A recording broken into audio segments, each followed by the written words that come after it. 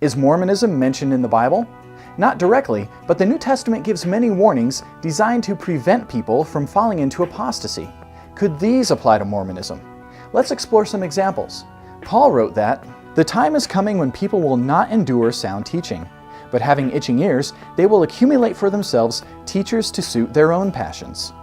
During the Second Great Awakening, it became quite popular to rebel against and condemn the established church, and rally around restoring some lost truth and the impending apocalypse. Mormonism, Seventh-day Adventism, and Jehovah's Witness were just a few of the groups created as an answer to these desires. One sign of these false teachers is that they require abstinence from foods that God created to be received with thanksgiving by those who believe and know the truth.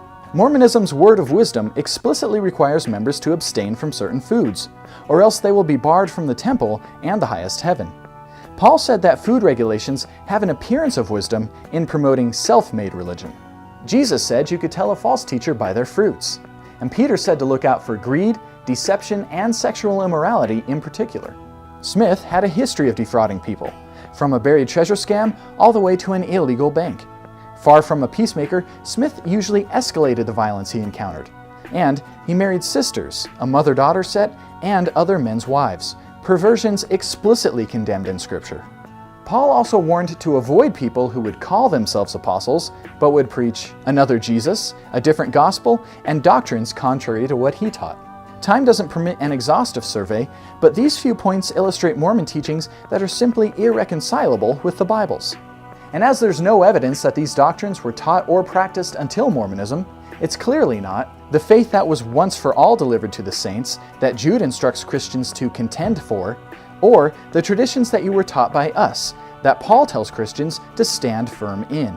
So Mormons must insist that the Bible has lost many truths that Joseph Smith restored, but there's simply no evidence for these assertions.